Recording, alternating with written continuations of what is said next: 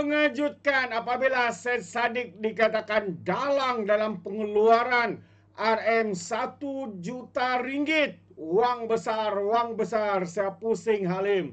Jadi ini yang berlaku ya di dalam Mahkamah Persekutuan untuk rayuan ya untuk mensabitkan semula Syed Saddiq dalam kes rasuah, penyalahgunaan wang dan sebagainya.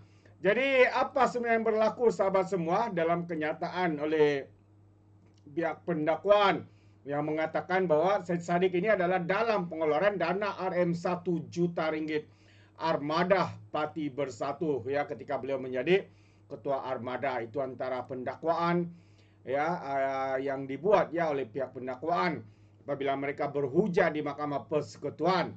Dikatakan Syed Saddiq ya merupakan dalang atau mastermind di sebalik perbuatan pecah amanah dana Rp1 juta Armada Bersatu yang dilakukan penolong bendaharinya ketika itu Rafiq Hakim Razali.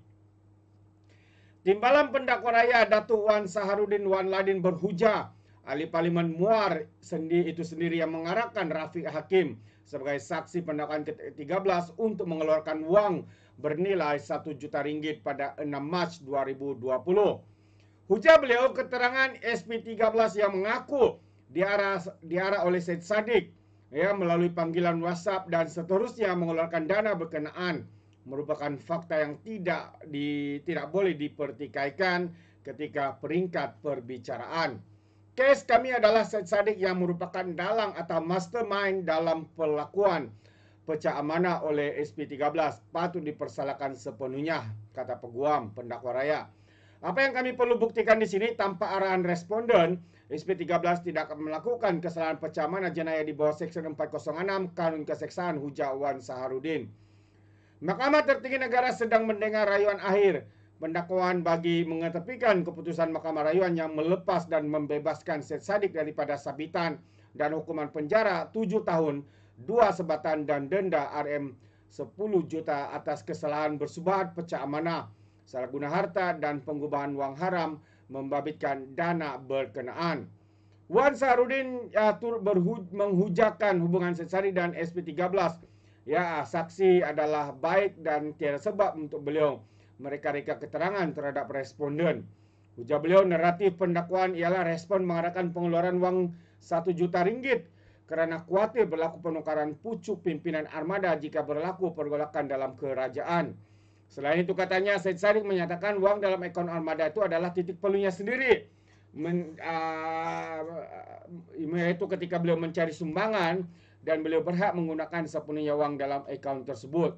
Namun hujah Wan Saharudin keterangan 13 itu disokong oleh SP11 yaitu bekas penolong ketua Setiausaha Armada Ahmad Rizwan Muhammad Safi yang mana gagal dipertimbang oleh Mahkamah Rayuan.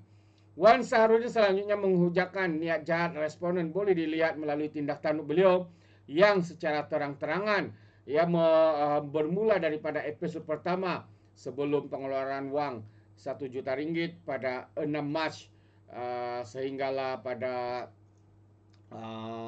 episod terakhir iaitu selepas 28 Mei 2020 apabila responden tidak memegang apa-apa jawatan dalam parti Pribumi Bersatu Malaysia dan juga Armada.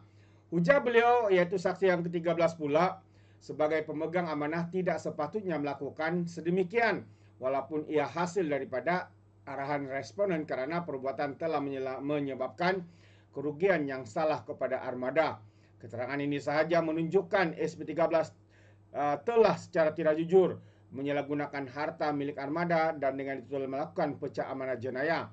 Sehubungan itu pihak pendakwaan memohon Mahkamah Persekutuan mengetepikan keputusan Mahkamah Rayuan dan selanjutnya membuat dapatan bahawa Syed Saddiq telah mengarahkan SP13 dan SP11 mengeluarkan wang Rp1 juta milik armada.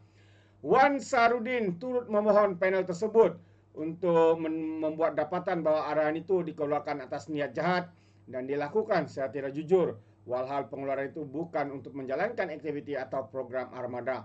Responden ada mengarahkan SP13 clearkan wang Rp1 juta milik armada ekoran tindakan SPRM masuk menyiasat rumahnya pada 31 Mac 2020 kerana khawatir wang Rp1 juta itu disita, hujah beliau.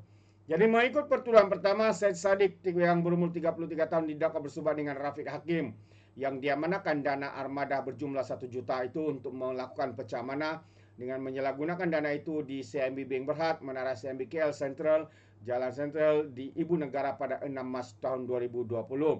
Bagi pertuduhan kedua, beliau didakwa menyalahgunakan harta untuk diri sendiri, yaitu uang bernilai 120.000 daripada akaun Maybank Islamic milik Armada. Perbuatan itu menyebabkan Rafiq Hakim melupuskan wang tersebut di Melayan Bengkeng Berhad, Jalan Pandan, Taman Pandan Kuala Lumpur antara 8 dan 21 April 2018.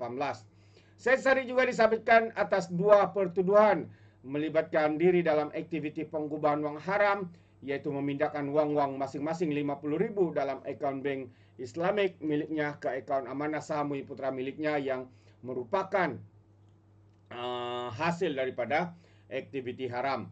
Beliau juga dituduh melakukan kesalahan tersebut ya di sebuah bank di Jalan Pesisiran Peling, Taman Peling, Johor Bahru pada 16 ke 19 Jun 2018 mengikut Seksyen 4-1B Akta Pencegahan Pengubahan Wang Haram, Pencegahan Pembiayaan Keganasan dan hasil daripada aktiviti haram. Rayuan yang didengar di hadapan panel 3 hakim diketuai Presiden Mahkamah Rayuan Datuk Abu Bakar Jais dan Hakim Mahkamah Persekutuan Datuk Cik Muhammad Ruzimah Ghazali dan Datuk Colin Lawrence Quere bersambung. Jadi itu antara hujah-hujah yang diberikan ya oleh pihak pendakwaan terhadap kes rayuan untuk mensabitkan semula Said Sadiq dalam kes pecah amanah, rasuah, salah guna harta awam dan sebagainya. Jadi dalam satu perkara yang sama juga, Mahkamah Rayuan dikatakan salah analisis pertuduhan kes Said Sadiq itu antara kenyataan daripada pihak pendakwaan. Jadi pihak pendakwaan memberitahu Mahkamah Persekutuan bahawa Mahkamah Rayuan tersalah analisis Seksyen 403 Kanun Keseksaan menyebabkan Said Sadiq dibebaskan daripada kesalahan penyelewengan dana pada Jun tahun ini. Timbalan pendakwa raya Ahmad Akram Garib berhujah bahawa penghakiman Mahkamah Rayuan yang melibatkan seksyen itu adalah salah dari awal, memandangkan ia menganalisis kesalahan itu sebagai penukaran dana untuk kegunaan sendiri dan bukannya penyelewengan dana seperti yang dinyatakan dalam peruntukan itu. Dan jelasnya lagi hal ini menjejaskan keseluruhan pertimbangan Mahkamah Rayuan dan memutarbalikkan actus reus atau tindakan bersalah dan means re, niat jahat di bawah seksyen itu yang membawa kepada kekilafan dalam pelaksanaan keadilan. Jadi Mahkamah Rayuan juga dikatakan telah mengubah keseluruhan pertuduhan sebagai satu penukaran untuk kegunaan sendiri dan memutuskan bahawa kerana dana tersebut bertujuan untuk kempen pilihan raya Said Sadiq dan oleh itu ia adalah miliknya. Alasan itu bukan sahaja mengubah sifat perundangan pertuduhan itu, tapi juga bercanggah dengan struktur perkanun dan pihak berkuasa yang telah lama bertapak mentafsir seksyen tersebut.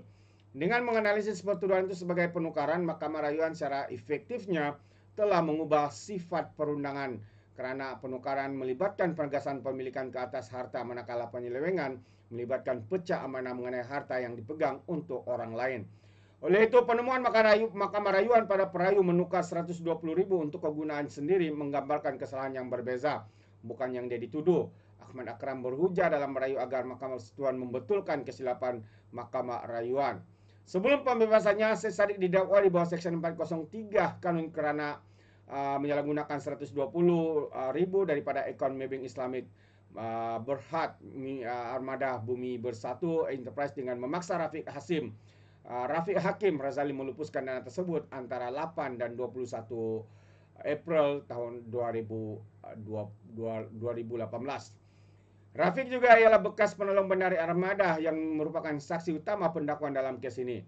Selain itu, Said Sadiq sebelum ini juga didakwa di bawah Seksyen 406 Kanun Keseksaan kerana bersubat dengan Rafiq yang diamanahkan dengan dana pemuda bersatu berjumlah 1 juta untuk melakukan pecah amanah jenayah pada 6 Mac tahun 2020. Jadi itu antara penerangan daripada pihak pendakwaan terhadap kekilafan yang dikatakan Mahkamah Rayuan kilaf di dalam membuat penilaian analisis berkaitan dengan pertuduhan terhadap Said Sadiq ini. Jadi mereka mengharapkan Said Sadiq kesalahan itu ya dikembalikan kepada beliau, dan seterusnya dijatuhkan hukuman penjara seperti mana yang telah ditetapkan. Jadi itu antara perkembangan berkaitan dengan keserayuan pendakwaan terhadap Said Sadiq. Jadi sahabat semua, apa pandangan Anda? Anda boleh berikan di dalam ruangan komen. Terima kasih. Nah, kita berjumpa lagi dalam info dan update yang seterusnya. Sekian. Bye-bye.